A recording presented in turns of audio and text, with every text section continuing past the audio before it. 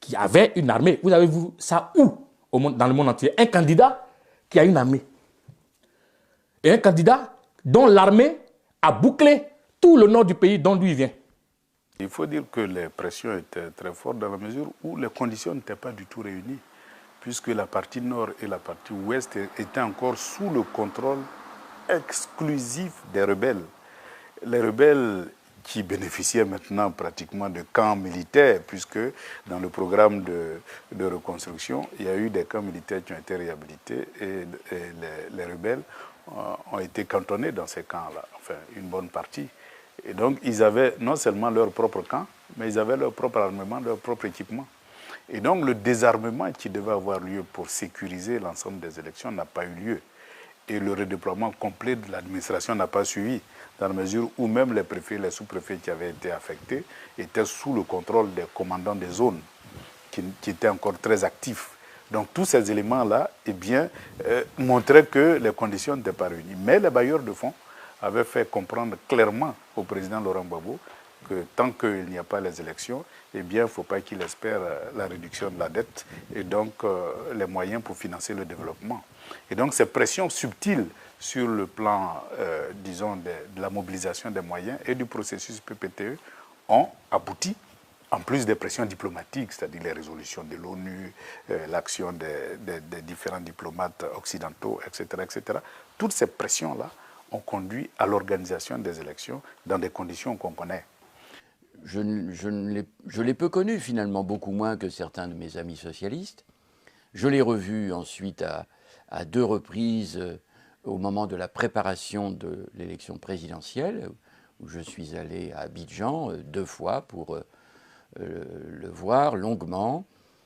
Dans cette préparation, il m'a fait état des trucages, des fraudes qui se préparaient dans le Nord en particulier. Il m'a donné 2 énormes dossiers que j'ai ramenés à Paris, où on voyait que dans l'établissement des listes électorales, il y avait des fraudes monumentales. J'ai transmis ces dossiers à la fois au Parti socialiste et à des avocats. Je ne sais pas très bien ce que c'est devenu. Dans mes conversations à Abidjan, j'avais aussi dit à Laurent Gbagbo, cher président, il faut faire des élections. Il m'avait dit oui, et je lui avais dit le plus vite possible. Et il m'avait dit oui, mais il y a 2 obstacles. Les fraudes sont massives dans l'organisation du scrutin au Nord, et deuxièmement, beaucoup de gens, en particulier dans le Nord, sont armés, les milices de M. Soro, et donc il y a 2 problèmes à résoudre. Finalement, il a fait les élections, mais ces problèmes n'étaient pas entièrement résolus.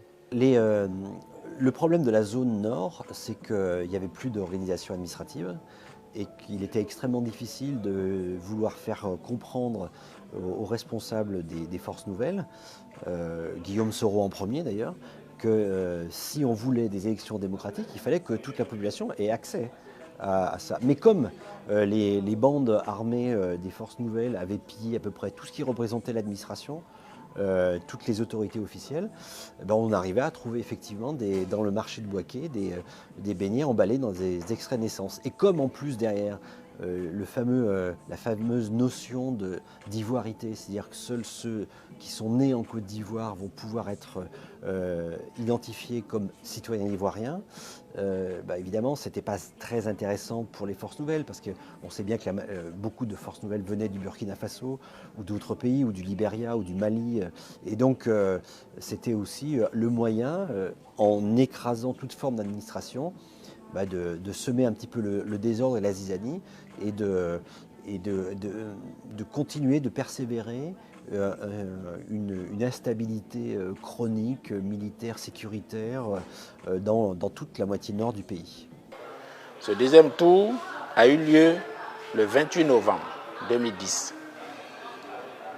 Et ce deuxième tour, pendant la période de campagne électorale, et surtout le jour du scrutin, a été émaillé de beaucoup d'incidents.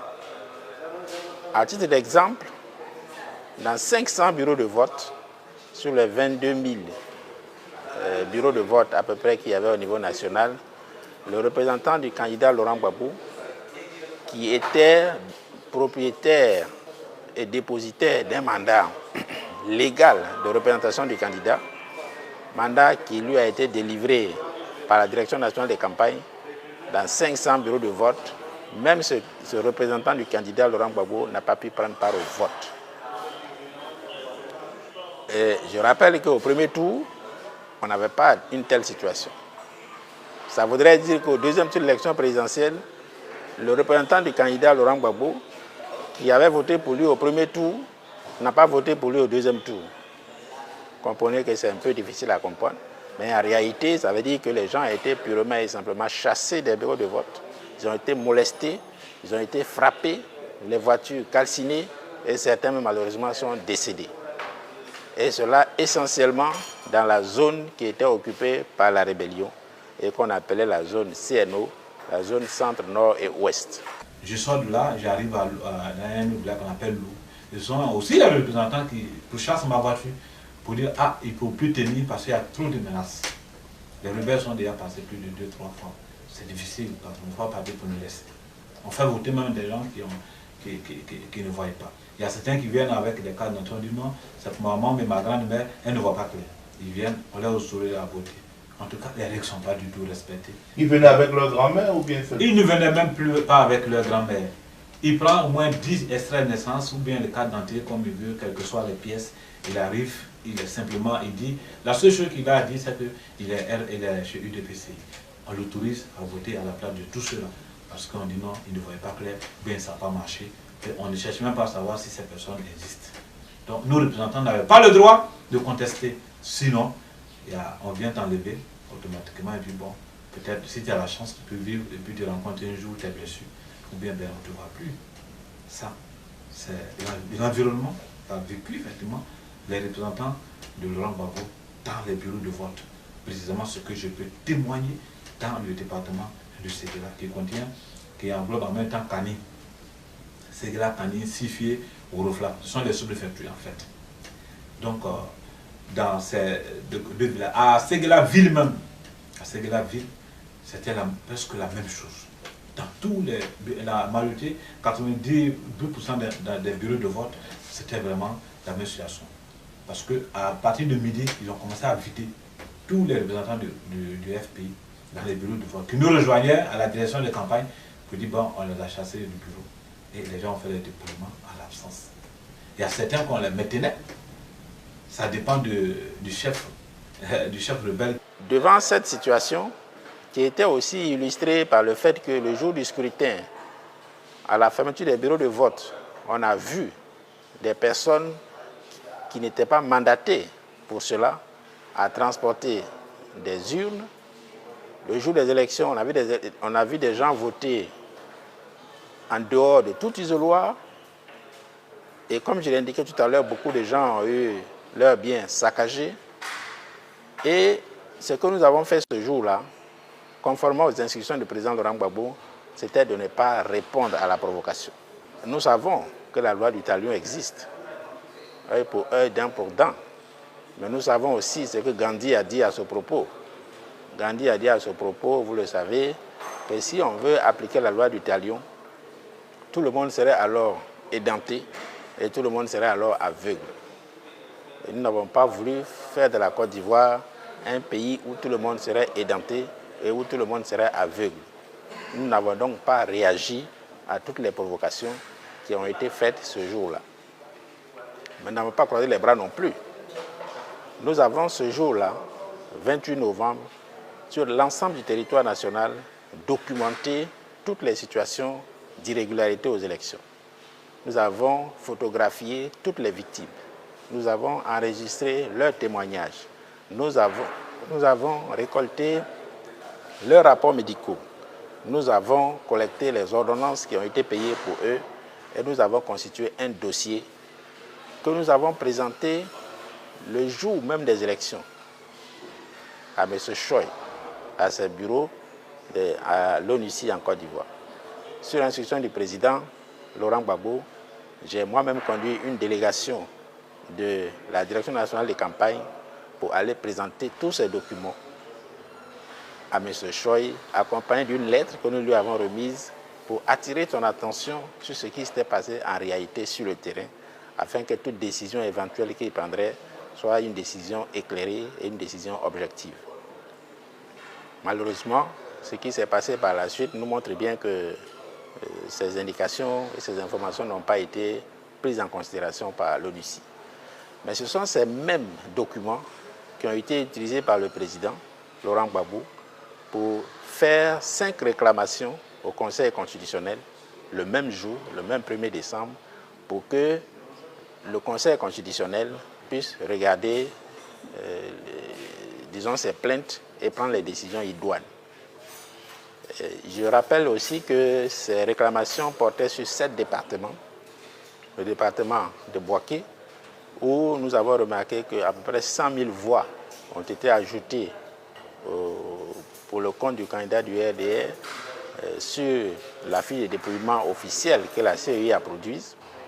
C'est-à-dire, lorsque vous regardez le nombre de gens qui sont inscrits, le nombre de gens qui ont voté, vous remarquez qu'à peu près il y a 94 000 voix qui viennent, on ne sait pas d'où, qui ont été ajoutées au candidat du RDR pour qu'il ait donc à peu près 100 000 voix de Boissou, comme on dit chez nous. Nous avons également porté réclamation sur les des élections à Sakassou, à Katiola, à Dabakala, à Korogo, à Ferké et à Bundjali. L'ensemble des réclamations portait sur à peu près 800 000 voix. Le Conseil constitutionnel a statué et a jugé les requêtes recevables sur un total d'à peu près 500 000 voix.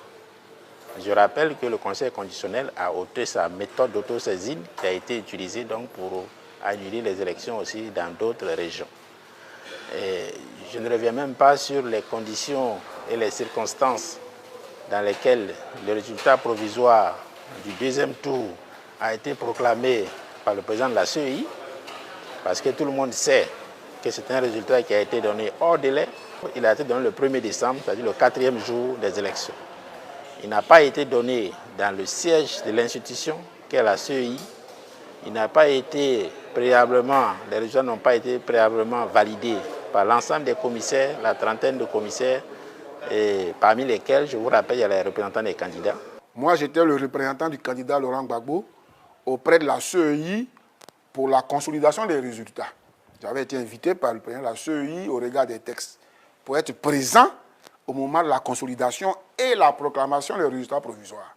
Donc, j'étais dans la cour, les membres de la commission sont arrivés, ils étaient dans la salle, et puis le président de la CEI est venu 30 minutes après, au moment où on s'attendait à ce qu'il intègre la salle de réunion pour commencer les travaux, on l'a vu ressortir et il n'est plus revenu. Nous étions dans la salle quand on nous a appelé que sur France 24, une chaîne de télévision française, le président de la CEI était en train de proclamer un résultat. Disons, était en train de dire des chiffres. Parce que jusqu'à présent, les chiffres proclamés par le président de la CEI ne sont pas les résultats provisoires de l'élection présidentielle. L'élection présidentielle en Côte d'Ivoire, les résultats provisoires sont proclamés par la CEI au siège de l'institution, en présence des 30 membres de la commission centrale et des représentants des candidats. Les chiffres énoncés à l'hôtel du Golfe ne sont que des chiffres qu'une personne, président de la CEI, a énoncés devant une caméra étrangère. Avoir été moi-même membre de la CEI pendant longtemps, je voudrais dire très sincèrement ceci.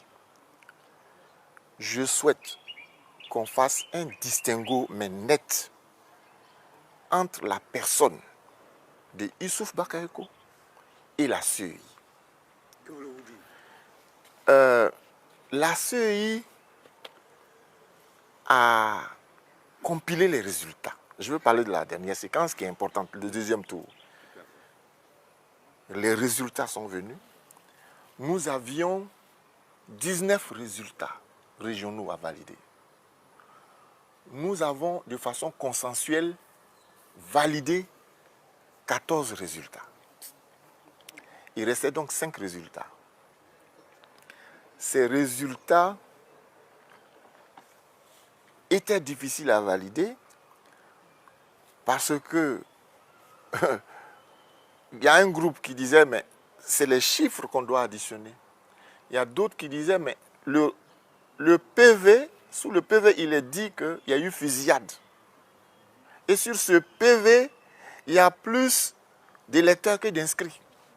Donc le résultat de ce PV est faux. Et l'autre groupe dit non, on met le résultat. De toute façon, c'est un résultat provisoire, on le met. On dit non. Il y a eu donc ce débat qui nous a amenés au-delà de minuit. À mon avis, la CEI a joué son rôle sur ce point. On est au-delà de minuit, de par la loi, nous sommes fort clos. Et la CEI avait donc, les membres de la CEI, nous avions rendez-vous avec M. Youssouf Bakayoko le lendemain pour rédiger le PV de forclusion. Donc jusque-là, c'est dans la procédure normale. Lorsque, nous, par surprise, alors que nous l'attendions au siège de la CEI, nous surprenons à le découvrir à la télévision, dans une télévision au Golfe, en train de lire des chiffres. Là aussi, je voudrais rectifier. Et les gens disent, le président de la CEI a donné des résultats. Non, M. Youssouf Bakayoko a lu des chiffres. C'est différent. Toi, Bamba, tu peux aller lire des chiffres. Si tu as une télévision ou bien, comment vous appelez vos réseaux sociaux là, tu peux aller lire des chiffres. Mais la CEI n'a pas lu de résultats. C'est M. Youssouf Bakayoko qui allait dire des chiffres dans un lieu inapproprié. Et d'ailleurs, je voulais informer que nous avons un protocole interne pour que la CEI donne ses résultats. Nous avons un protocole interne que j'ai ici. L'autre protocole dit que pour donner les résultats, il faut que les 31 membres de la commission centrale soient autour du président de la CEI qui lit les résultats. Vous avez pu voir que M. Youssouf Bakayoko était plutôt entouré de militaires et pas au siège de la CEI. Le président du Conseil constitutionnel avait fait une déclaration à la télévision pour constater la forte collusion de la commission électorale indépendante, pour se saisir du dossier et pour rassurer les Ivoiriens que dans les délais qui lui sont impartis, les résultats définitifs vont être proclamés. Et le lendemain, le 2, il a donc proclamé les résultats définitifs qui donnaient Laurent Gbagbo vainqueur avec 51% des voix. On avait donc 2 présidents, entre guillemets. Et ce qui a été vraiment le plus surprenant, c'est que le Conseil constitutionnel chez nous, comme dans beaucoup de pays, est le juge suprême des élections. Et nulle part ailleurs jusqu'à maintenant, on avait vu que les délibérations du juge suprême des élections sont mises en cause. Parce que finalement, ça revient à mettre en cause la souveraineté de l'État. On avait vu auparavant des contestations d'élections en Haïti, en Afghanistan. Et pour avancer dans la paix, le président Laurent Gbagbo a dit « recomptons les voix ». Ce qui avait déjà été fait en Haïti, ce qui avait été fait partiellement en Afghanistan également. Et qui avait permis à ces pays d'avoir des présidents sans qu'il y ait la guerre. Je suis parti du doute selon lequel le président Gbagbo demandait qu'on recompte les voix. L'ensemble de la communauté internationale était contre lui. Les médias également. Donc pour moi, si le président Gbagbo avait perdu les élections et qu'à partir du moment où il avait toute la communauté internationale contre lui et que lui, il proposait qu'on recompte les voix, je ne voyais pas où était le problème. Pourquoi on ne voulait pas compter les voix, y compris en présence des caméras, même si ça ne se faisait pas à ce moment-là, ils auraient demandé exceptionnellement de faire venir toutes les caméras du monde entier pour compter les voix devant les caméras de télévision et humilier le président Gbagbo s'il a perdu les élections, mais dans le cas où il a gagné, eh bien, de le rétablir dans ses fonctions. Dès que le président Gbagbo a demandé le recomptage des voix. Le même jour, M. Ban Ki-moon, secrétaire général des Nations Unies, déclare le recomptage des voix serait une injustice faite à M. Alassane Ouattara.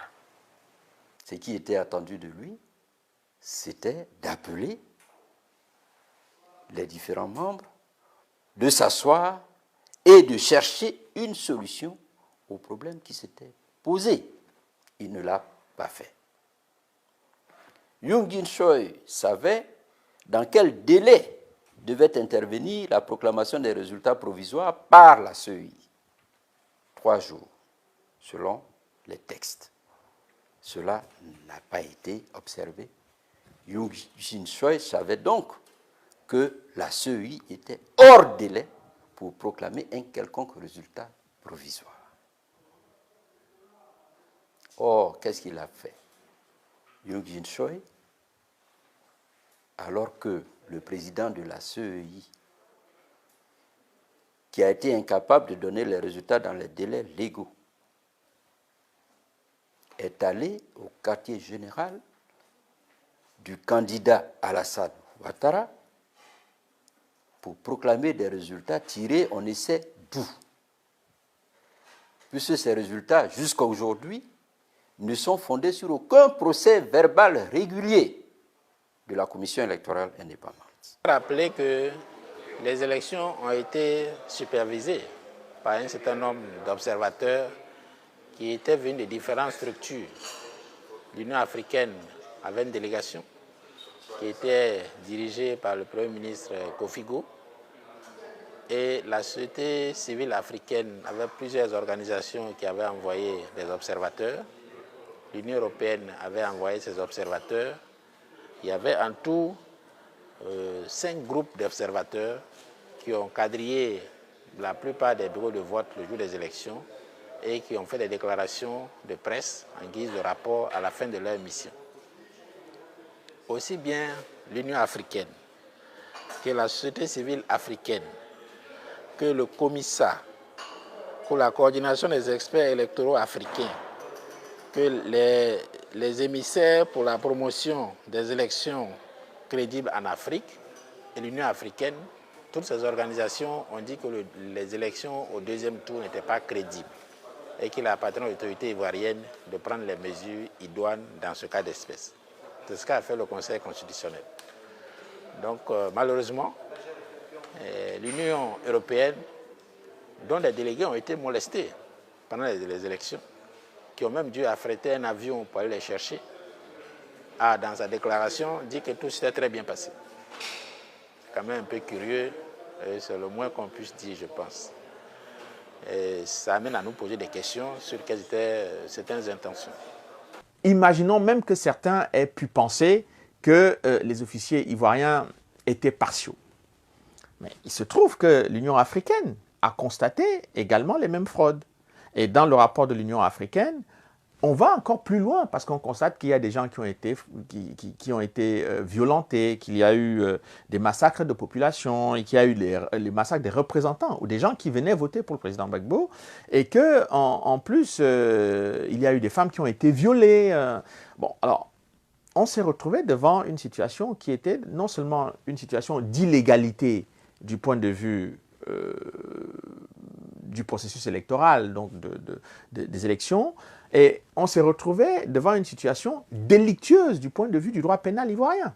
Donc, à partir de ce moment-là, c'est assez surprenant qu'on n'ait jamais diligenté des poursuites contre les gens issus ou proches de la rébellion qui ont commis des viols pendant le processus électoral ou qui ont massacré des gens ou qui ont brutalisé les gens pendant le processus électoral, et que même après, la communauté internationale ne se soit jamais intéressée à ces actes criminels qui, à mon avis, auraient mérité au moins des poursuites sur le plan international. Donc, il y a eu une négation totale du droit ivoirien et du droit international dans le cadre de ce processus électoral, dans le cadre de ces élections présidentielles. Il faut savoir que dans le dépouillement, il y avait 2 systèmes de dépouillement. Il y avait le dépouillement électronique où les procès-verbaux étaient scannés directement depuis le bureau de vote et étaient recueillis dans un centre informatique.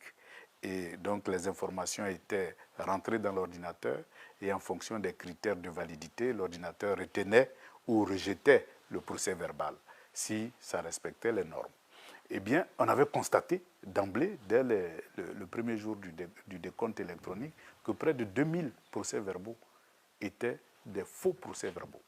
C'est-à-dire, soit il n'y avait pas de sticker, parce que pour authentifier un procès-verbal, il faut un sticker qui est donné par l'administration électorale et qui permet de dire que ce procès-verbal-là est authentique.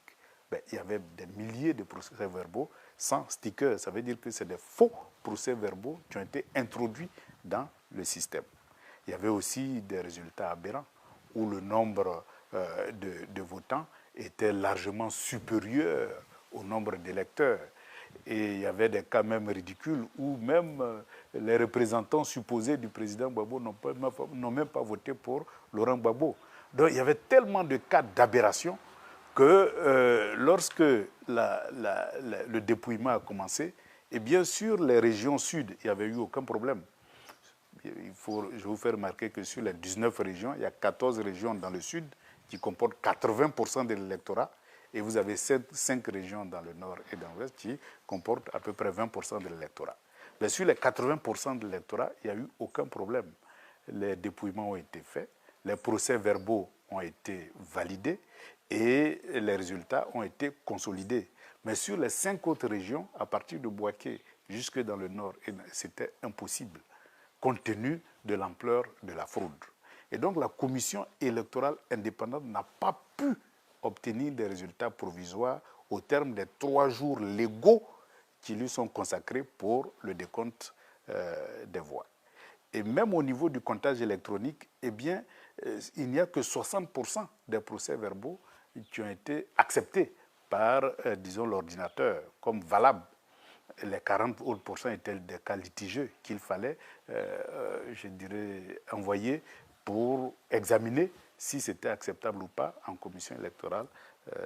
Donc, lorsqu'on regarde le résultat du comptage manuel pour les 14 régions consolidées par tous les membres de la commission électorale indépendante, Gbagbo Laurent était en tête. Le comptage électronique, Gbagbo Laurent était en tête. Et c'est ces deux résultats-là, comptage électronique, comptage manuel, qui, au terme des 3 jours légaux de la commission électorale indépendante, ont été transmis au Conseil constitutionnel pour avis et validation, pour donner le résultat définitif. Donc, vous ne pouvez pas trouver dans l'administration un document officiel annonçant le résultat qui a été annoncé au QG de M. Ouattara et qui a été repris par la presse internationale. Le comptage électronique, lui, il s'en fichait. Si le procès verbal venait du nord ou de l'ouest, le comptage électronique, il prend tous les PV, on fait rentrer avec des critères bien définis.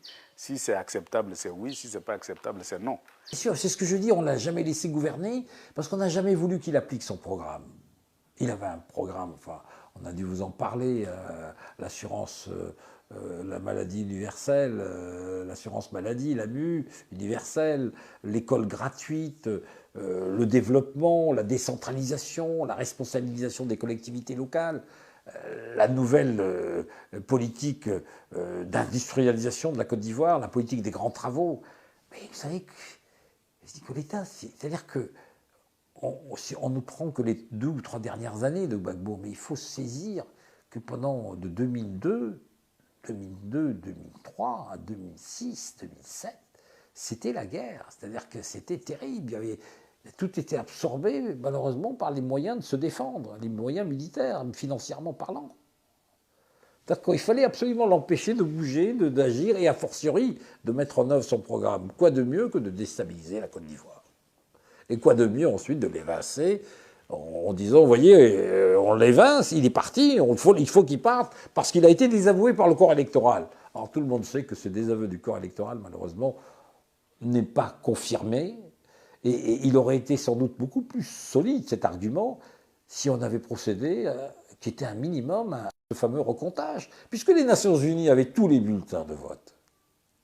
C'était pas compliqué, on l'a fait en Haïti, on l'a fait aux États-Unis d'Amérique. On a recompté, vous vous souvenez, pour l'élection présidentielle américaine. président de la CEI, comme je l'ai indiqué, s'est retrouvé dans le QG du candidat de RHDP, a donné des chiffres dont lui seul il sait d'où ils proviennent, mais la CEI ne s'est pas réunie pour statuer sur le résultat définitif, sortir un procès verbal, bureau de vote par bureau de vote, département par département, région par région, pour qu'on puisse comprendre d'où sont venus les chiffres que le président de la CEI a proclamés tout seul. Les seuls résultats que nous avons, c'est ceux qui ont été donnés par le président du Conseil constitutionnel lorsqu'il a fini de regarder les requêtes en annulation et il a donné des résultats par département. Et c'est ça qui nous permet d'être convaincus que Laurent Gbagbo a effectivement gagné les élections. La deuxième chose, dans le cadre des anomalies, le bilan que nous avons fait, c'est que dans 2200 bureaux de vote, sur les 20 073 bureaux de vote qui couvraient l'ensemble du pays, donc dans 2200 bureaux de vote, sur les procès verbaux, il y a eu des anomalies. Ça fait 10% de l'ensemble des bureaux de vote. Alors, les anomalies sont de différents ordres. Et le plus souvent, c'est le nombre d'inscrits qui est inférieur au nombre de votants. Quelquefois, c'est les signatures qui ne sont pas les mêmes, de la même personne. Quelquefois, c'est l'absence totale de signatures. Toutes sortes d'anomalies qui n'ont pu se faire que parce qu'on a chassé les représentants du candidat Laurent Gbagbo des bureaux de vote avec l'aide des forces qui étaient censées sécuriser les élections pour laisser libre cours au candidat du RHDP et qui, je rappelle, la commission électorale indépendante, sur la trentaine de membres qui la constituent, le président Laurent Gbagbo n'avait que 6 membres. La commission électorale, finalement, au niveau central et au niveau décentralisé, étant entièrement contrôlée par l'opposition, lorsque les candidats, les représentants de Laurent Gbagbo ont été chassés, évidemment, c'était libre cours à toutes sortes de fraudes que nous avons recensées et qui nous ont permis donc de demander en annulation les résultats de certaines élections. Il a violé la constitution ivoirienne à laquelle, selon les textes de la certification, il est soumis. Et la constitution ivoirienne donne compétence au Conseil constitutionnel pour proclamer les résultats définitifs. 1. Young Jin Choi n'aurait pas dû certifier avant que le Conseil constitutionnel ne donne les résultats définitifs. 2.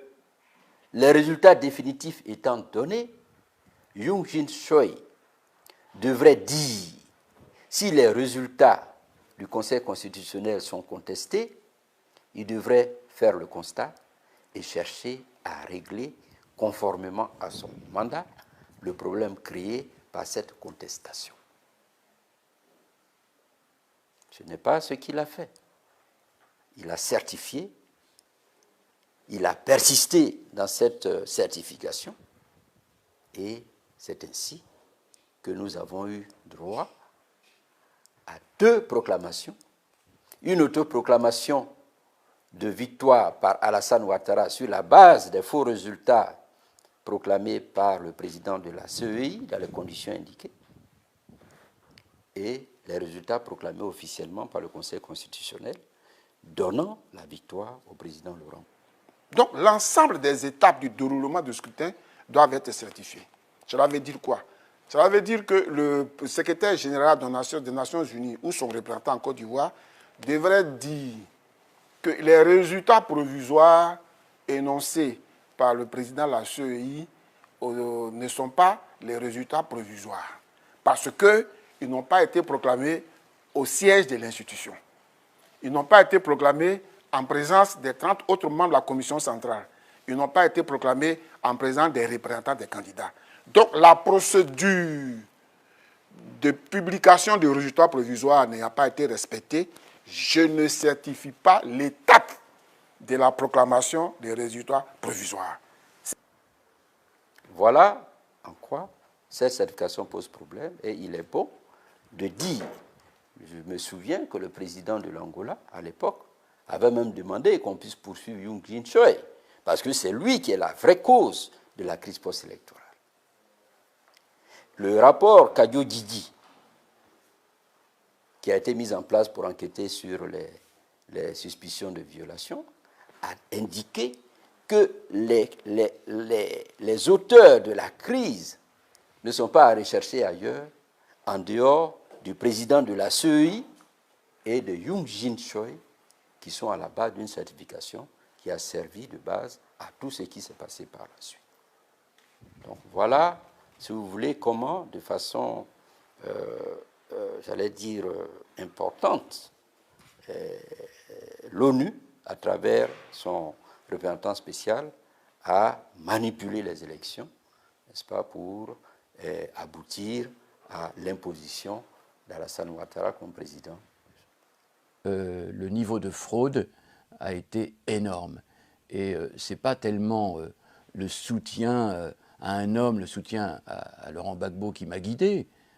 J'avais de la sympathie pour lui, mais ce qui m'a guidé ensuite, c'est le fait que les élections ont été manifestement truquées et que la communauté internationale, comme on dit à tort d'ailleurs, en particulier la France a dit c'est réglé, allons-y, y compris par la force pour imposer ce résultat électoral. Que je regarde la crise dite post-électorale telle qu'elle s'est déroulée,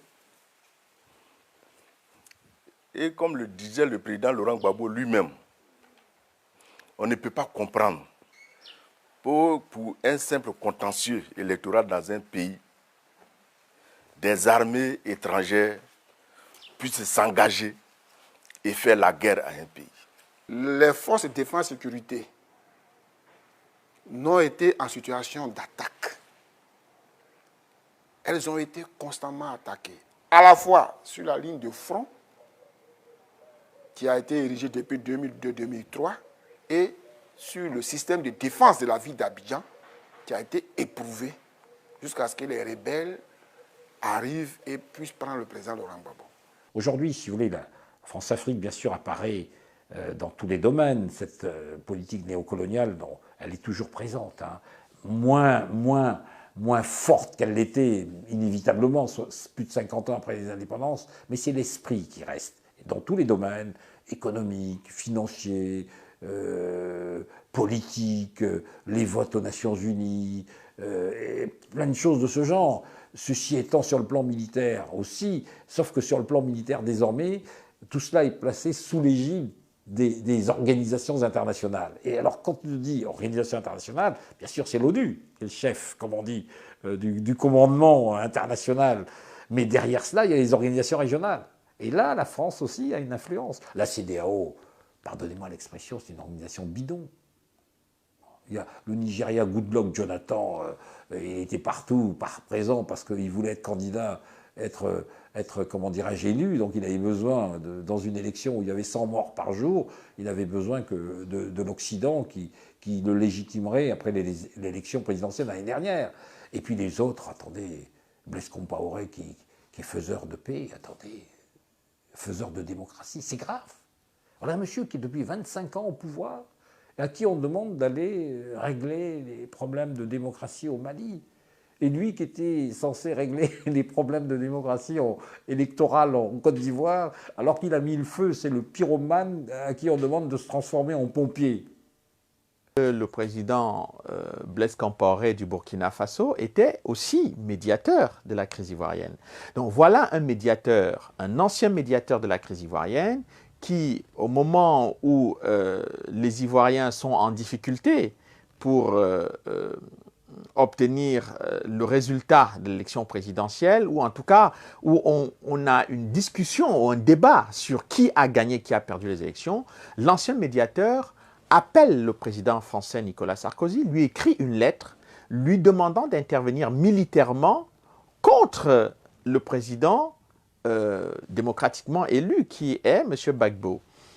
Et il prend position pour Alassane Ouattara qui fut burkinabé, puisqu'il était burkinabé, et j'ai interprété cela comme un acte d'ingérence politique extrêmement grave dans les affaires intérieures de la Côte d'Ivoire, ce qui n'est pas normal qu'un chef d'État africain, de surcroît membre de la CEDEAO, appelle la France pour qu'elle intervienne dans un conflit politique électoral de son voisin.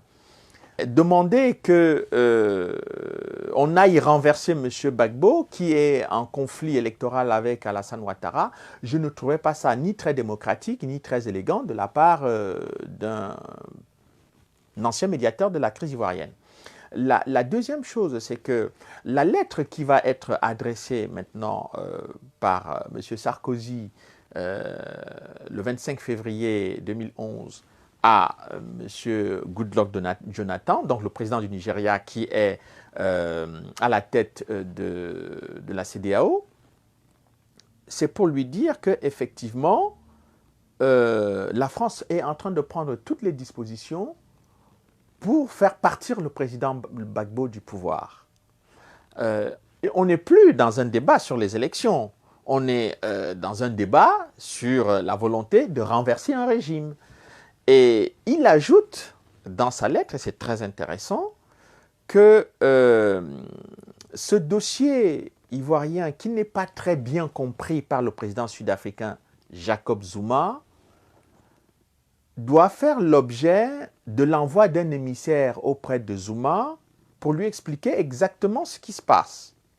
Mais l'Afrique du Sud est impliquée dans la crise ivoirienne en 2004 par l'intermédiaire du président Thabo Mbeki qui a été médiateur. Et donc, si l'Afrique du Sud est impliquée dans la gestion de la crise ivoirienne, ça signifie que l'Afrique du Sud, en tout cas par les rapports diplomatiques qui sont mis à la disposition du président Zuma et par les éléments des services de renseignement sud-africains qui ont suivi cette crise, et surtout les laboratoires sud-africains ont effectivement rédigé des rapports sur le bombardement, les tirs de l'hôtel Ivoire. Donc le président Zuma a il a plusieurs sources à travers son pays pour comprendre exactement ce qui se passe dans la crise ivoirienne. Donc il n'a pas besoin à ce moment-là d'un émissaire de M. Sarkozy pour essayer de comprendre ce qui se passe. Mais c'est très étonnant de constater que le président Sarkozy, lui, considère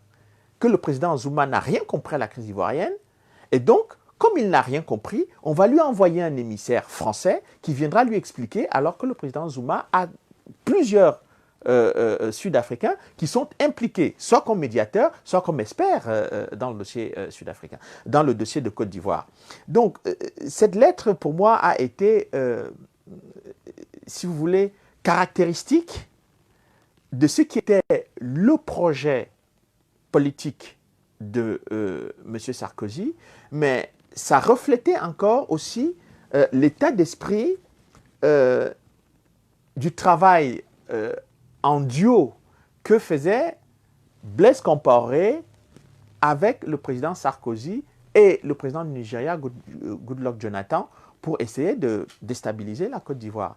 Et ces lettres, pour moi, démontrent très clairement qu'on n'était pas du tout dans une bataille post-électorale. Depuis le début, on était dans une volonté de renverser un régime. Donc, il fallait trouver le bon moment, le bon prétexte et les bons arguments pour pouvoir renverser le régime. Et donc, le bon moment, c'était les élections. Le bon prétexte, c'était le vote, qu'il fallait absolument que les élections se tiennent même sous un pays occupé, coupé en deux. Et le bon argument, c'était que, eh bien, ce n'était pas M. Gbagbo qui avait gagné les élections, c'était M. Alassane Ouattara, même si personne n'a voulu examiner ce qui s'est passé exactement dans le Nord en matière de fraude électorale. Donc on avait tous les ingrédients réunis pour exécuter un coup d'État sans que les gens aient la possibilité de contester le coup d'État. Parce que c'est de ça qu'il était question. Et très peu de gens se sont retrouvés, parce qu'une fois que ça a été fait, la presse s'est mobilisée derrière l'argument de l'usurpation des élections par le président Gbagbo. Et donc, il n'y avait plus personne pour dire, avant de parler de ça, examinons avec précision tout ce qui s'est passé pendant les élections. Donc, le débat sur les fraudes électorales, sur les viols, sur l'exclusion des représentants d'un des partis, donc les représentants de la majorité présidentielle, le fait que la rébellion n'a pas voulu désarmer jusqu'au moment des élections, tout ce débat-là a été complètement écarté pour ne parler précisément que du fait que M. Gbagbo ne voulait pas quitter le pouvoir. Et ça a été un travail remarquable du point de vue de la manipulation médiatique, et ça a été un travail tout à fait extraordinaire de la part de Nicolas Sarkozy, qui a obtenu un changement de régime dans la brutalité et la violence sans que les dirigeants africains aient eu leur mot à dire dans la gestion de ce dossier. Ou en tout cas, les dirigeants africains qui se sont prononcés, notamment M. Compaoré ou M. Goodluck Jonathan, se sont exprimés pour soutenir le coup d'État qui avait été décidé par Nicolas Sarkozy.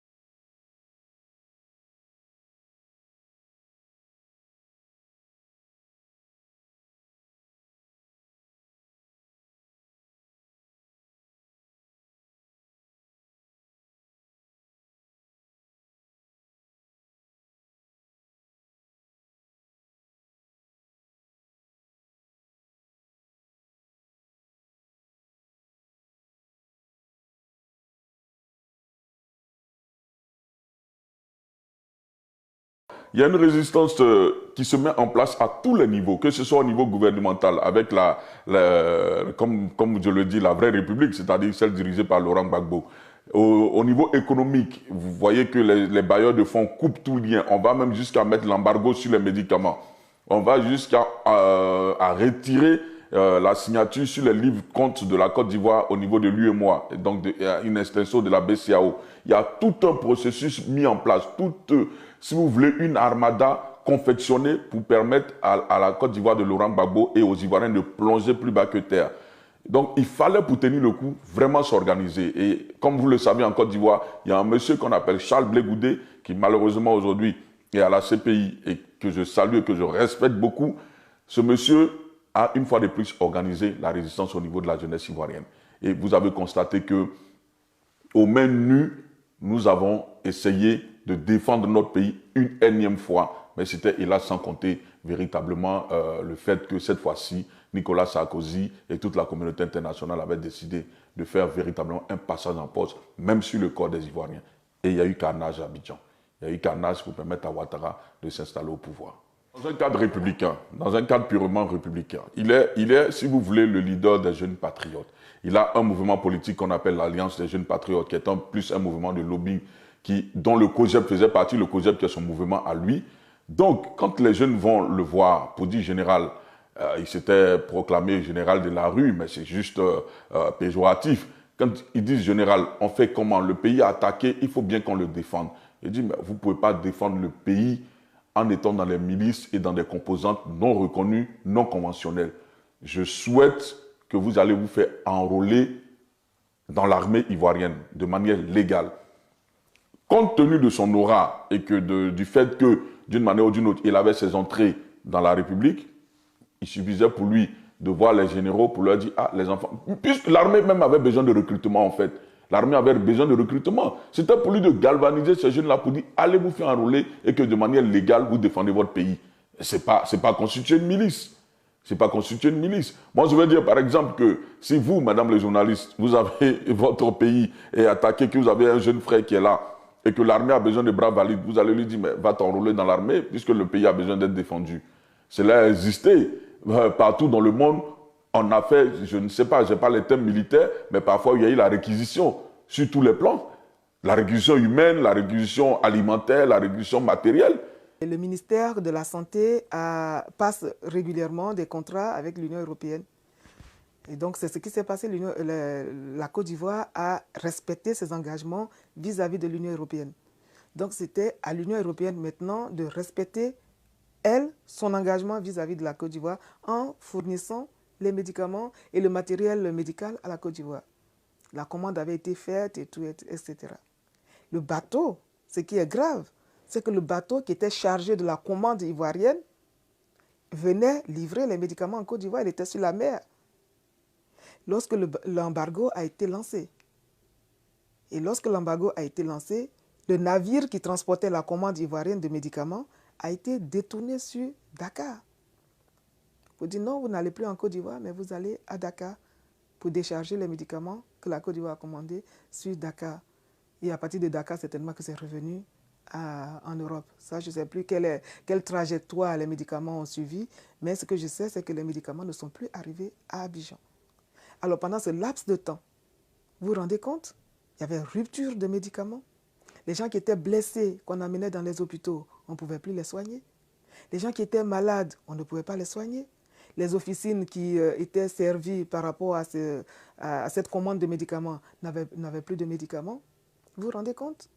Ce n'est pas un crime contre l'humanité, ça. Donc, vous voyez, c'est quelque chose d'abominable qui a été fait à la Côte d'Ivoire. Et cette période-là, il faudrait bien qu'un jour, on puisse ouvrir une enquête, qu'on puisse en parler et que les coupables là, répondent de leur acte, parce que ce n'est pas normal. Comme toujours, ce sont ces médias internationaux, radio et télévision, financés par le ministère des Affaires étrangères, qui sont financés sur le budget national. Ce sont ces médias, vous le savez comme moi, qui donnent le ton.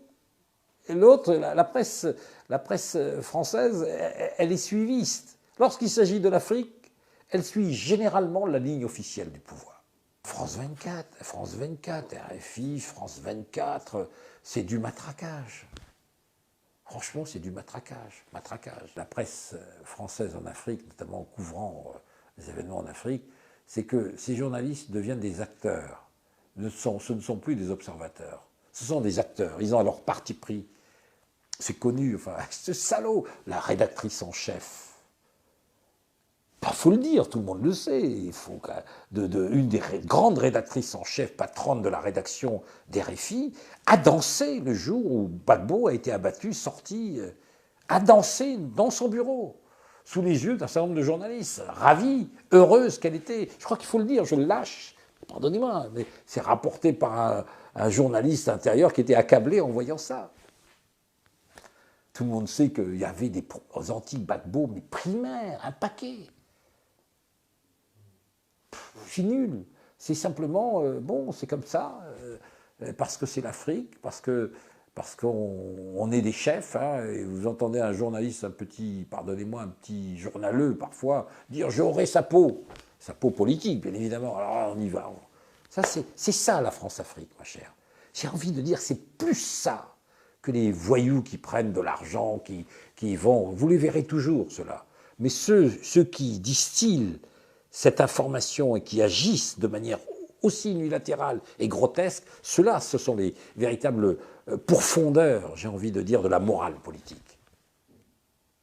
Il y a quelques mois, on s'est dit que c'était peut-être l'occasion. On arrivait aux abords du 11 avril 2012, donc un an après la fin du coup d'État et la chute de Gbagbo. Ça faisait 10 ans que le titre existait. On a monté une espèce de coup, un numéro qui à la fois est sorti ici en France, mais qui est sorti aussi en Côte d'Ivoire, mais sous l'appellation Nouveau Courrier. Ici, à la place, il y avait écrit Nouveau Courrier, qui est donc le quotidien phare avec notre voix de la presse dite bleue en Côte d'Ivoire, c'est-à-dire la presse plutôt pro-Gbagbo. Et c'est exactement le même contenu, puisqu'il a été coproduit rédactionnellement par le Nouveau Courrier et le Gris-Gris. Simplement, en l'appelant Nouveau Courrier, on permettait de le sortir en Côte d'Ivoire et d'être vendu normalement. Alors il a quand même reçu un blâme. Oui, on a toujours des trophées quand même. Alors le blâme, c'est, en plus paradoxalement, c'est à cause des propos d'un politologue français, Michel Galli, qui a appelé l'accession au pouvoir de Ouattara le coup d'État franco-onusien. Et le Conseil national de la presse ivoirienne a infligé un blâme au Nouveau Courrier pour cette expression. Et donc au Gris-Gris aussi, hein, nous sommes solidaires dans la douleur. Et puis, il y a sur Internet des choses sur lesquelles on tombe qui ne souffrent pas de discussion. Je veux dire qu'il y a ici, le 8 décembre 2010, l'AFP annonce que l'Afrique du Sud lâche Gbagbo. C'est-à-dire, le 20 mars, Zuma est à Abidjan, où il réaffirme que d'après lui, c'est Gbagbo qui a gagné les élections. Ça ne dérange pas l'AFP. Ici, on a là c'est de l'escroquerie intellectuelle. C'est Paris Match. En tout début de crise, dans les premiers jours de décembre, il n'y a pas encore véritablement d'affrontement. Pour pouvoir jouer sur ces logiques d'affrontement, de violence, pour pouvoir titrer Gbagbo Ouattara le face-à-face armé, alors que leur article dit que jusqu'à maintenant, il n'y a pas d'affrontement. Mais pour pouvoir étayer ce titre qui les excite, ils vont chercher une photo où on voit des gens qui manifestement s'affrontent dans la rue. C'est une photo qui date de janvier 2010. C'est même écrit sur le... J'ai pas fait d'enquête, hein, j'ai trouvé ça sur leur site. Mais ils l'utilisent sans vergogne pour prouver, pour attester de ce qu'ils disent 10 mois plus tard. Ici, ça c'est assez drôle et macabre. En octobre 2010, soit 2 mois avant les élections, l'ONUCI a fait passer un appel d'offres pour trouver des entreprises spécialisées dans les questions mortuaires, la fabrication de cercueils, etc. On se demande bien pourquoi l'ONUCI, 1 mois et demi avant l'élection ivoirienne, cherche à acheter des cercueils. On pourra peut-être qu'un jour ils nous diront. On a ici le JDD, le journal du dimanche, un des fleurons de la presse française, un des plus achetés, qui nous dit « La France doit-elle intervenir pour imposer Ouattara au pouvoir ?» Je pense qu'ils ne se rendent même plus compte, c'était un sondage qu'ils faisaient auprès de leurs lecteurs, ils ne se rendent même pas compte que l'intitulé même de la question est injurieux.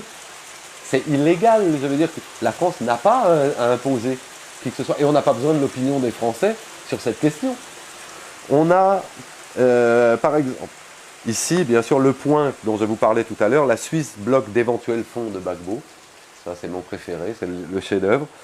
On a mars 2011, Human Rights Watch, financé par George Soros, qui prêta un avion de campagne à Ouattara, et qu'on retrouve Human Rights Watch impliqué en Libye et en Syrie, toujours dans le rôle du menteur, qui eux disent, alors, les ONG sont les nouvelles, le Grigri dit, les ONG sont les nouvelles informatrices, parfois préposées à la déstabilisation par campagne de presse. Human Rights Watch a reçu 100 millions de dollars de l'affairiste international et notoire ennemi des États et des frontières, George Soros. Soros a aussi prêté un avion pour sa campagne à Ouattara. Human Rights Watch titre « Les exactions commises par les forces de Gbagbo s'apparentent à des crimes contre l'humanité ». Puis, en sous-titre, « Alors que la crise s'aggrave, les deux camps se rendent coupables de graves abus ». Donc le sous-titre est honnête, enfin relativement équilibré. Le titre, lui, n'incrimine que les Gbagbo. Et c'est en permanent. Là, c'est une sélection, on en a pris 9. On pouvait faire chaque jour 20 captures. Tous les journaux de iTélé, de BFM ont été mensongers, ont omis de rappeler des faits en permanence. C'est-à-dire que le strict minimum, le vadémécum journalistique n'a jamais été respecté. C'est-à-dire qu'on va dire que Paul Yaoundé, président du Conseil constitutionnel, est un proche de Gbagbo, ce qui est faux, historiquement et humainement. Il a été mis là pour des raisons beaucoup plus géographiques et politiques que par proximité avec Gbagbo lui-même. Mais on n'a jamais dit que la commission électorale indépendante était dans sa composition à 80% ouattariste. Jamais un média français ne l'a dit. Toutes ces choses que normalement on doit, quand on est un journaliste, rapporter systématiquement, amener des correctifs. Moi, à partir du 29 novembre, tous les jours, on me disait, parce que des SMS d'intox circulaient qui disaient « Ouattara gagne », à partir du 29 novembre, moi je répondais à tout le monde, j'attends la décision du Conseil constitutionnel, c'est lui qui dit le droit, c'est lui qui donne la décision finale. Ça n'a jamais été respecté. On n'a jamais pensé qu'il y avait un État en Côte d'Ivoire, qu'il y avait des institutions auxquelles les gens se référaient, auxquelles les gens croyaient. Parce qu'on ne pense pas qu'il y a de la politique réellement. Vous savez tout ce qu'on déclenche? Des ONG avaient accusé le président Laurent Gbagbo de charnier dès 2010. Mais plus grave, c'est l'ONUCI, l'Organisation des Nations Unies en Côte d'Ivoire, qui a mis sur son site internet qu'il y avait des charniers en Côte d'Ivoire dans une zone que le gouvernement leur empêchait d'avoir accès à cette zone. Donc, un ancien député norvégien, Lars Ries, qui a été député au Parlement européen, il a été choqué qu'au XXIe siècle, il y ait des charniers sur une partie d'un territoire et qu'un État refuse à l'ONU d'y avoir accès. Il a payé son avion, il est venu en Côte d'Ivoire. Il a demandé à ce que l'autorité ivoirienne, notamment le ministre de l'Intérieur, le président Laurent Gbagbo, l'autorise à aller visiter les sites qui ont été indiqués par l'ONUCI. il a été autorisé, encadré. Et il est allé à l'ONUCI pour prendre les agents de l'ONUCI pour dire, allons sur le site, je viens d'obtenir les autorisations pour visiter les sites.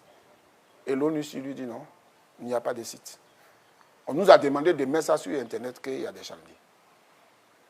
Mais comment ça? Ce député norvégien Lazaris a tellement été outré qu'il a fait une conférence de presse pour dénoncer cette cabale. Comment peut-on accuser le gouvernement du président Laurent Gbagbo de constituer des charniers? Et qui accuse le président Laurent Gbagbo, c'est l'ONU. Et l'ONU indique que non, il n'est rien, mais nous avons mis ça sur nos sites. Exactement comme les avions biélorusses, on a accusé le président Laurent Gbagbo d'avoir obtenu par la Biélorussie une livraison d'armes et de munitions. Et ça, c'est encore l'ONU. Lorsque la Côte d'Ivoire a protesté, que l'ONU a fait son enquête, il n'en était rien. L'ONU a préféré présenter ses excuses à la Biélorussie et non à la Côte d'Ivoire, qui, elle, avait protesté. Qui a produit ce rapport à l'ONU pour indiquer que le président Laurent Gbagbo et son gouvernement avaient reçu des armes? Nous étions en situation de défense. Nous étions constamment attaqués et notre problème, c'était de contenir l'attaque pour donner une chance à la paix. Et ça a été vraiment la seule stratégie. C'est pour ça que j'indique l'état de nécessité. Ça veut dire qu'on ne pouvait pas faire autre chose que de contenir, de retarder pour que la discussion politique puisse aboutir. Donc, tous ceux qui ont accusé le président Laurent Gbagbo et l'armée ivoirienne d'avoir fomenté des charniers, l'ONUCI notamment, n'ont pas pu prouver les éléments de leurs accusations. Laurent Gbagbo et l'armée ivoirienne n'ont jamais constitué des charniers. Aujourd'hui, l'on parle de CPI et on déporte quelqu'un qui était dans son palais, qui n'a pas demandé à son armée d'attaquer, qui a été attaqué, qui a une armée régulière qui a riposté. On a amené des mercenaires, on a amené l'ONU, les soldats de l'ONU qui ont combattu, des soldats français, militaires français qui ont combattu pour enlever quelqu'un. Juste à côté, à l'ouest, les hommes de M. Soro Guillaume et Ouattara arrivent dans une ville, Diouekoué, où se trouvent à 500 mètres des ONG, la Croix-Rouge et autres, où toute une nuit, la ville est encerclée, où se trouvent à 500 mètres des soldats de l'ONU. On encercle une ville, la ville. On fait sortir tous les jeunes, près de 1000, dont on demande les pièces d'identité pour voir de quelle ethnie vous appartenez. Ceux dont l'ethnie ont soutenu Gbagbo, près de 1000, ont été exécutés froidement. Je le dis parce que le rapport de la Croix-Rouge est clair. Madame, pourquoi cette scène-là, où il y a eu 1000 personnes qui ont été exécutées, pourquoi cette scène-là ne fait pas la une du monde entier quand on parle de CPI? Pourquoi les auteurs de cette scène-là, les auteurs de ces crimes-là, n'ont pas fait la une des journaux occidentaux? Madame, il s'agit de 1000 personnes, de près de 1000 personnes. La Croix-Rouge a été claire. Que c'est les hommes de Soro Guillaume qui ont pris la ville. Dans la nuit jusqu'au matin, ils ont fait un rapport.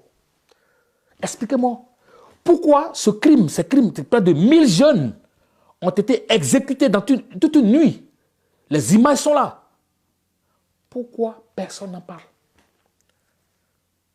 Pourquoi ces pro-Gbagbo qui ont été exécutés là, personne n'en parle? Jusqu'à aujourd'hui, il n'y a pas un qui est devant la CPI. Expliquez-moi. Que fait Gbagbo à la CPI?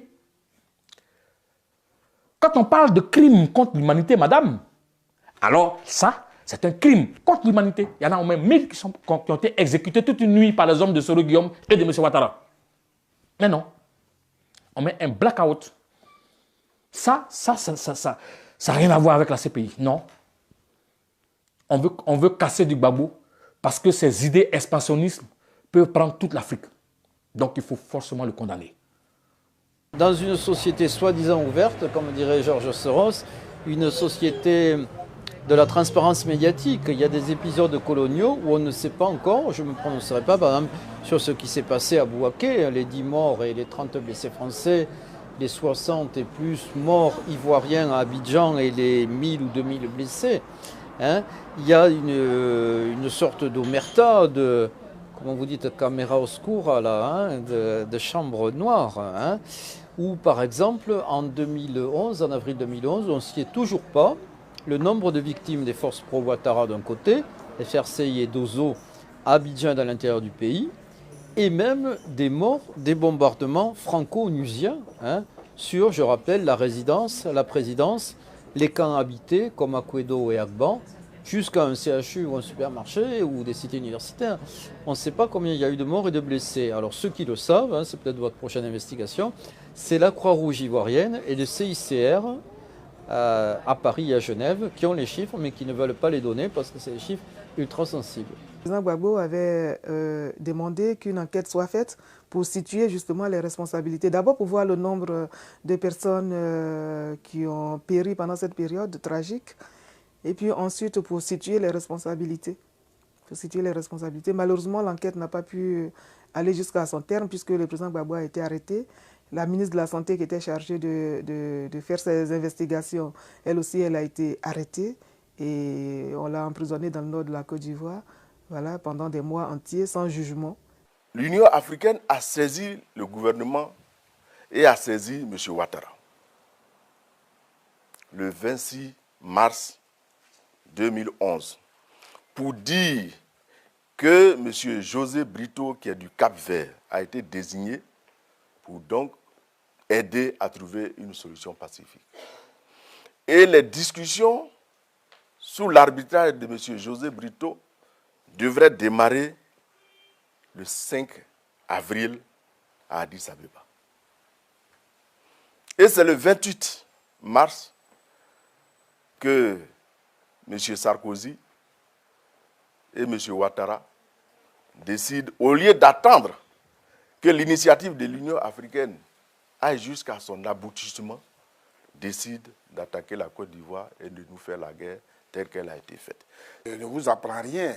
Le 3 et 4 avril 2011, la Lucon est arrivée avec 4 Transvaal, avec 300 mercenaires anti-griffes, mais 300 forces d'élite qu'on appelle la Légion étrangère, débarquées avec du matériel lourd sur le tarmac de l'aéroport Félix Houphouët-Boigny d'Abidjan et ils ont neutralisé le personnel de la tour de contrôle, ils ont installé leurs propres militaires et ils ont fait atterrir leurs avions et ils ont encerclé, mis dans une maison les gendarmes et policiers ivoiriens qui assuraient la sécurité.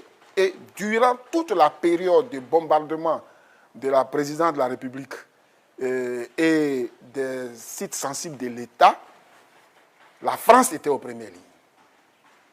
Et c'est encore la France qui a encadré les rebelles pour prendre Laurent Gbagbo. Ça rejoint bien ce que je viens de dire sur l'université, parce qu'il y a des symboles auxquels le pouvoir, enfin, le système amalgamé qui a amené M. Ouattara au pouvoir, il y a des symboles qu'ils ont attaqués. Les universités. D'abord, c'est des lieux normaux, hein, dans la situation normale d'un pays, c'est des lieux de contestation, c'est normal. C'est les lieux où on réfléchit sur les questions de société, où il y a des problèmes, des jeunes qu'on forme dans des conditions difficiles. Donc, il y a beaucoup de revendications d'étudiants, d'enseignants, mais également de personnel administratif par rapport à leurs conditions de travail. Donc, c'est les premiers symboles qu'ils ont attaqués, sous prétexte qu'il y avait les milices de Gbagbo sur le campus. L'université d'Aboba, par exemple, ils se sont attaqués en premier à quoi? Au service informatique et puis au service de la scolarité. C'est tout un symbole. Qu'est-ce qu'on vise? C'est la mémoire. Qu'est-ce qu'ils sont devenus ces étudiants? Qu'est-ce qu'il en est des armes qui étaient sur le campus? Il n'y a pas eu d'enquête. L'ONUCI qui est prête à faire des enquêtes pour tout, mais on aurait pu faire une enquête sur les universités qui ont été bombardées. Dans quel pays on bombarde les universités impunément? On ne sait pas pourquoi. L'université, ce n'est pas des bases militaires. On n'a pas fait d'enquête. On n'en parle plus. La France a financé la reconstruction des universités. Parce que quand les derniers moments pour faire l'assaut sur la résidence du président, bon, il faut savoir que le président, il y avait quand même un bouclier humain. Il y avait des jeunes patriotes qui avaient constitué un bouclier humain. Donc tous ceux-là, mais ils n'ont pas fait dans le détail quand les chars avançaient. Il y avait plus de 80 chars de la Licorne et de l'ONUCI qui se sont dirigés vers la résidence du président. Donc dans le cortège, parce que, bon, attends, ils ne faisaient pas un défilé du 14 juillet, hein. C'était la guerre. Donc tout ce qu'ils trouvaient, ils tiraient dessus. Et donc, pour ne pas laisser de traces, ces camions-là, leur rôle, c'était ça. Pour ne pas laisser de traces, ils ramassaient les corps en même temps. Et une chose étrange, ce jour-là, je saute dans mon taxi dans le 13e allant à l'aéroport. Le téléphone sonne, c'est Alpha Blondy. Il me dit, grand frère, qu'est-ce qu'il y a, ça va? Je dis, oui, je suis dans le taxi, je m'en vais en Côte d'Ivoire. Il me dit, ne va pas, il ne faut pas y aller, tu vas être un otage, ne le fais pas, grand frère. Il m'a parlé de là jusqu'à l'aéroport, il essayait de me convaincre de ne pas partir. Mais moi, je suis toujours dans le positif, je suis très optimiste. Ça peut même m'amener 2 fois aveugle, mais non. Et puis, à la limite, ce qui arrivera, arrivera. Mais j'avais des familles entières au Palais de la Culture qui attendaient d'être payées. Donc, il fallait que j'aille m'occuper d'eux. Si ça dit ça, c'était simplement personnel. Mais je crois qu'on ne m'en aurait pas voulu sur le plan administratif que je ne vienne pas. Mais on n'abandonne pas un navire de cette manière-là. Voilà, mais voilà, donc otage. Et je suis dans la même rue que la résidence. Je suis à quelques 400 mètres de la résidence. Et devant chez moi est devenu, toute la rue est devenue un champ de bataille. Les gens sont là, les armes sont là, les blindés sont là. Même pour aller manger un morceau de pain, il faut que les militaires aient pitié, comme je bouge. Je prends mon crayon, qui est ma caméra, je filme. Et les boucliers humains, quand arrive le 10, je suis devant l'entrée, il y a cet hélicoptère qui me vise bien, et paf, je rentre dans un endroit, il explose, tout le monde est mort, découpé sur le sol qui sort indemne de ça. Encore, et je vais passer la nuit du 10 au 11 dans ce bunker où je croyais aller trouver un petit refuge pour que, si je rendais l'âme dans les heures qui viennent, mon épouse et ma famille aient un corps au complet. Eh bien, je vais vivre le bombardement toute la nuit pour finir devant des Africains qui me maltraitent encore. Des frères ivoiriens à moi, peut-être des neveux à moi. Alors que j'étais déjà blessé, que mon image avait fait le tour du monde. Non, je vais m'achever carrément. Et je perds connaissance, je me trouve dans la forêt assis devant un peloton d'exécution, des gens avec des fusils pointés sur moi et à ma droite des corps alignés. Et là, ces 3 Français blonds, sous leur casque et gilets, qui sont là, interposés entre des frères ou des fils ivoiriens et moi, disant, ce monsieur ne laisse pas là, un type qui dégouline de sang, qu'est-ce qu'on en fait? C'est eux qui vont me sauver la vie. Vous voyez, mais tous ces moments que je vis, j'aurais aimé que ce soit simplement un cauchemar qui passe. M'ayant retrouvé, parce que vous savez, j'étais avec le président à la résidence. Quand nous sommes sortis, c'est là qu'on nous a bastonnés. Alors, quand je regarde les gens, je vois la haine dans les yeux. Je vous l'ai dit, je disais, quand j'étais en prison, qu'on était auditionné par le juge, je lui disais, je dis, monsieur le juge, je ne comprends pas. Et jusqu'à aujourd'hui, personne ne me l'a expliqué. Cette hargne, cette haine dans les yeux de ceux qui étaient en face de nous, ces jeunes gens, avec des armes. Je dis, mais qu'est-ce qu'on a fait? Non, je me posais la question. qui vous bastonnaient, qui vous chutaient, qui vous insultaient. J'ai dit, mais qu'est-ce qu'on a bien pu faire devant ma fille? Elle alors, elle aussi. On a subi tout ça jusqu'au Golfe. Quand on est arrivé à l'hôtel du Golfe, je me suis dit, ouf, on va rentrer dans le hall, ça ira. Mais quand on est rentré dans le hall, j'ai subi justement aussi, je voulais aller, parce que les gens de l'ONU étaient là, je voulais aller sur un, il y a un qui était habillé justement en ONU qui m'a poussé. J'ai vu des femmes arrêtées là, j'ai dit, bon, c'était des femmes, peut-être qu'elles au moins, elles ont un cœur. Mais il y a une qui a levé sa paire de chaussures pour me gifler, j'ai fait ça. Ah oui. Mais j'en ris. Et puis quand, après réflexion, après méditation, j'ai dit, mais c'est de pauvres gens.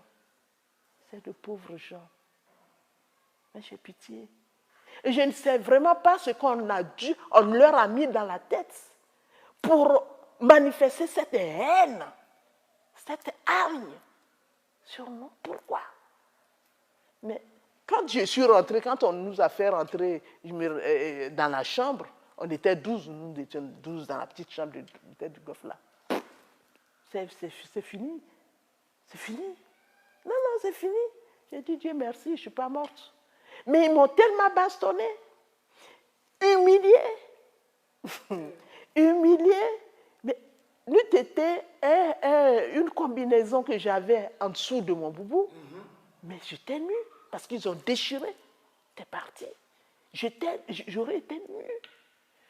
Et j'ai dit, mais enfin, mais qu'est-ce qui se passe? Mais qu'est-ce qu'on a bien pu faire? Qu'est-ce qui se passe? Et on est resté confinés à 12 ou 13 là, dans cette chambre pendant 9 jours. Mais on m'a tellement malmené que j'avais des blessures sur la cuisse que je n'ai même pas senti. Je ne sentais pas la douleur. Il a fallu que je me couche là et puis je voyais que je saignais. Vous vous rendez compte?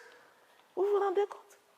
Et 9 jours après, maintenant, bon, et parce que moi je disais, je vais rentrer chez moi. Parce que jusque-là, je dis, je ne sais pas ce que j'ai fait, je vais rentrer à la maison. Quand le Soro est venu, j'ai dit, monsieur le Premier ministre, parce que je suis notre Premier ministre, monsieur le Premier ministre, je vais aller chez moi. Il dit, chez toi où? J'ai dit, chez moi à la maison, à la Riviera. Il dit, non, il y a l'insécurité. Il y a quelle insécurité? Bon, si je ne peux pas aller chez moi à la Riviera, je vais aller à Beaunois chez moi. Il dit, de Bassam jusqu'à Noé, vous ne pouvez pas passer, il y a l'insécurité. Bon, d'accord, on va voir. Et c'est après qu'on est venu, bon, comme il y a vos camarades là qui ont demandé à l'ONU ici de les sécuriser, ils sont à la pergola, vous allez partir là-bas. J'allais à la pergola pour me faire sécuriser. C'était en avril. En juin, on vient me dire que je suis inculpé. Au départ, on a appelé des parents qui sont venus parce qu'on n'avait plus rien, qui nous envoyaient des choses et tout ça. Et puis après, on nous dit, vous êtes inculpé. Et c'est comme ça que ça... Vous n'avez plus le droit au téléphone, vous n'avez plus le droit aux visites. À la pergola, on était déjà en prison.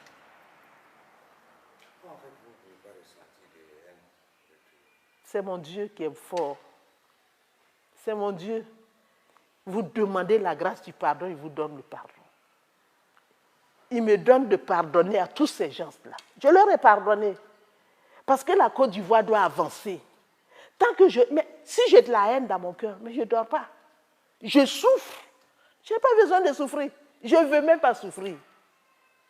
Je veux aimer. Ah, c'était tendu. C'était tendu parce que à tout moment, on pouvait recevoir une balle. À tout moment, on pouvait... Bon, comme c'était le travail. C'était à cause du travail qu'on était là. Donc, chacun faisait de son mieux. Quand j'étais à la résidence du PR, quand les premiers bombardements ont commencé, le président, c'est où la balle, excusez-moi, c'est où les obus tombent là, il va. Il était en t-shirt. Le président? Oui, il était en t-shirt. C'est où les obus tombent là. C'est là-bas, il s'en va. Et après, au troisième, quatrième jour, et puis bon, je vais vous dire, les gars parlent de blocus. Bunker, il n'y a pas de bunker, il n'y a pas de bunker là-bas. À la résidence, il n'y a pas de bunker. C'est le sous-sol. Et on était au premier sous-sol quand les Blancs ont bombardé le tunnel, parce qu'ils avaient fermé le tunnel. Les Blancs sont venus, ils ont bombardé le tunnel. C'est comme ça que le président nous a dit on n'a qu'à descendre au deuxième sous-sol. Au deuxième sous-sol, là-bas, ils ont mis de la fumée noire pour nous tuer, nous tous. Là-bas, on ne peut pas respirer. Donc, vers 10 h, le président nous a dit bon, on n'a qu'à remonter. Quand on est remonté, tout le monde était noir. Il dit bon, allez vous laver, on va déjeuner. Tout le monde s'est lavé. On est allé dans, comment on appelle? Il y a une salle là-bas, on appelle salle des ministres. On était en train, ils ont fait la table où on devait déjeuner. Les Blancs sont passés par derrière avec les Mi-24. Pardon, l'ONUCI. Là, cette fois-ci, c'était l'ONUCI. Ils sont passés par derrière avec un Mi-24. Ils ont lancé un obus. L'obus nous a tous dépassés et ça allait dans sa chambre. Oui, ça allait dans la chambre du président. C'est comme ça le président a dit, bon, ceux qui sont dans ma famille n'ont qu'à partir. Mais tu ne pouvais pas sortir de la résidence. C'était rempli de corps, rempli de corps. On était obligé de passer sur les corps pour sortir. Le président ne pouvait pas sortir parce qu'il y avait les snipers à l'ambassade de France. Le président ne pouvait pas sortir. Le jour où le président a mis pied dehors, il accompagnait Gourou. Gourou, c'est un militaire, c'est lui qui était le chef des opérations. Quand il accompagnait Gourou, dès qu'il a mis le nez dehors, les Blancs étaient à la résidence de France là-bas, les snipers. Ils ont tiré sur le militaire. Le militaire est mort. Il y a les FRC qui sont venus chez moi, ils ont tapé, j'ai ouvert. Ils disent on est venu prendre le matériel. J'ai dit bon, ça y est là. Ils rentrent pour prendre le matériel, c'est ma fille, ils veulent violer. Donc je me suis battu avec eux. C'est comme ça ils m'ont pris, ils m'ont dévalisé la maison. Ils m'ont mis dans le coffre de ma voiture. On m'amène au golf. Mais arrivé au golf là, c'était l'enfer. Hein? C'était l'enfer. Tu vois cette dent là? Ça vient de ma bouche. À force de me frapper, ma dent est sortie. Il y a un colonel de la licorne qui est venu. Parce que quand on nous a amenés au golf, ils nous ont mis dans les, comment on appelle, au bar. Bon, c'est le bar qui était dans notre prison. Je crois 10 minutes après, le blanc est venu, il dit qui est Serge Bogué? Il dit c'est moi. Il m'a pris de côté. Il m'a demandé si je n'ai pas filmé les événements. Il dit non, j'ai refilmé. Et il a dit aux gens, ramenez-le chez lui. Donc on me prend, on me met encore dans le coffre de la voiture. On me ramène chez moi. Ils prennent, j'avais 5 ordinateurs, ils ont tout pris. Tout. Les 10 du tout. On me prend, on retourne. Le même colonel qui revient, qui check. Et puis il me dit, ça c'est quoi? Ah, je ne connais même pas son nom. Il me dit, mais ça c'est quoi? Tu n'as pas dit que tu n'as rien filmé? Il a pris. Donc je fais 18 jours au, comment on appelle, au golf. Le 19e jour, on ne sait même pas où on partait. On a atterri, c'est à Bouna. Et on nous met en prison. En temps, moi, je suis diabétique. Quand je rentrais, ils ont pris mes médicaments, ils ont jeté. Ils ont jeté mes médicaments. Donc j'ai fait 8 mois là-bas sans médicaments. Le 11 avril a été extrêmement pénible. Moi, ministre de la Défense, j'ai été informé par le commandant supérieur de la gendarmerie de ce que des chars de l'armée française encadraient des rebelles du MPCI et faisaient mouvement vers la résidence du président Laurent Gbagbo. L'ensemble de nos dispositifs de défense avait été détruit par l'armée française elle-même du 4 au 10 avril. Et l'armée française était appuyée par les hélicoptères de l'ONUCI. Or, dans la résolution onusienne, c'est la France qui constitue une force d'appui de l'ONUCI, et non le contraire. Dans la mise en œuvre du dispositif qui a entraîné l'arrestation du président Laurent Gbagbo, c'est plutôt la France qui était en première ligne, et puis l'ONUCI jouait les encadreurs. Donc, c'est donc ce détachement de chars de l'armée française qui a encadré des rebelles du MPCI qui ont fait irruption dans la maison qui avait été bombardée pendant une semaine et qui a entraîné l'arrestation du président Laurent Gbagbo. Et puis les Nations Unies. Tout le monde sait qu'à côté des Nations Unies, Nicoletta, il y a des troupes africaines qui ont participé. À quel titre? En dehors des contingents, burkinabés, sénégalais, béninois, enfin tout ça va se savoir. Au Sénégal, il va y avoir une enquête. Il est question d'aller voir mais qu'est-ce qui s'est passé, quels militaires qui sont intervenus en dehors, parce qu'il y avait des militaires, un contingent sénégalais au sein de l'ONUCI, mais il paraît qu'il y en avait d'autres. À quel titre ils sont intervenus? Tout ça doit se savoir. Nos geôliers de Bouna, parce que les premiers mois étaient difficiles, très durs même. Bon, parce que, je l'ai dit dans l'ouvrage, quand on arrivait, on a été présentés comme des mercenaires libériens que le président Gbagbo avait recrutés. Nous 7, nous étions des Libériens. Bon, Michel, qui est métis, lui, on l'a assimilé à un Angolais, donc il y avait des Libériens et un mercenaire angolais que Gbagbo avait recruté pour tuer les enfants des gens. C'est comme ça qu'on nous a présentés. Oui, ils l'ont su plus tard. Ils ont su plus tard, parce qu'on est arrivé une nuit, hein, on est arrivé à 4h, 5h du matin, et puis bon, on nous a amenés en prison.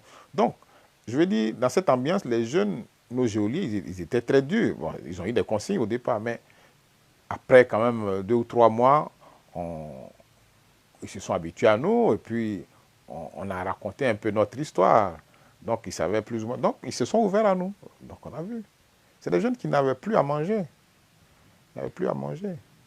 Et donc, c'est ce que nous mangions qu'ils attendaient qu'on finisse de manger, parce que, je l'ai dit aussi, on nous a nourris, je crois, pendant 1 ou 2 semaines maximum. Après, ils nous ont dit qu'ils n'ont plus de sous pour nous nourrir, donc on devait se débrouiller.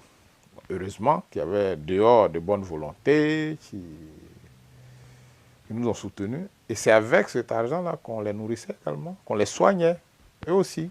Dans l'invasion de la Côte d'Ivoire par tous les mercenaires, tous les bandits de tout Akabi, ce qu'on a promis aux jeunes dans certains villages du Nord, c'est que si M. Alassane prend le pouvoir, ils peuvent obtenir le poste qu'ils veulent. Ceux qui veulent être gendarmes, c'est les promesses qu'on leur a faites. Voilà. Donc, dans ces promesses-là, on a pris des jeunes paysans naïfs, voilà, qui se sont embarqués dans l'aventure. C'est à ce moment-là maintenant qu'ils se rendaient compte que la réalité était autre. Parce qu'on ne peut pas devenir douanier simplement parce qu'on a combattu. Ou gendarme, ou policier, simplement parce qu'on a combattu. Les tenues, oui, il y en a qui portaient des tenues bigarrées. Le haut douanier, le bas un treillis de gendarme, et ainsi de suite. Ça, on a vu plein de choses. Hein. Ça dénote de la naïveté dans laquelle ces jeunes étaient, de ce qu'on leur a vendu comme rêve, de ce qu'on leur a raconté comme mensonge. Les milices de Gbagbo. Mais c'est qui les milices de Gbagbo? C'est Ouattara qui a des milices.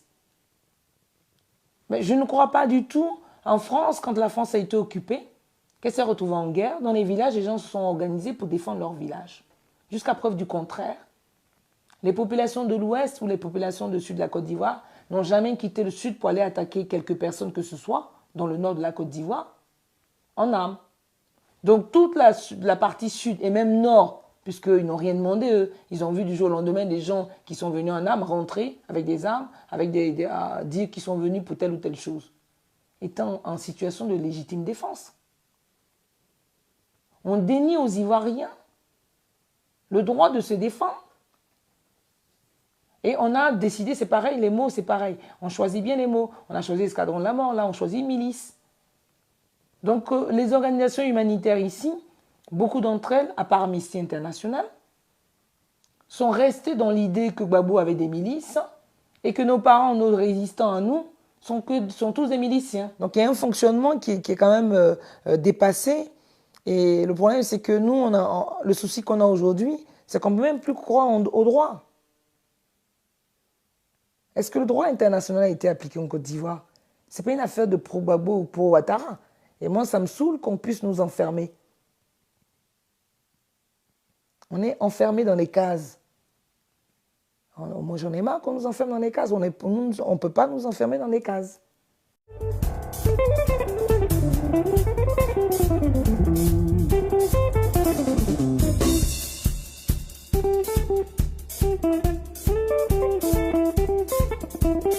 Thank you.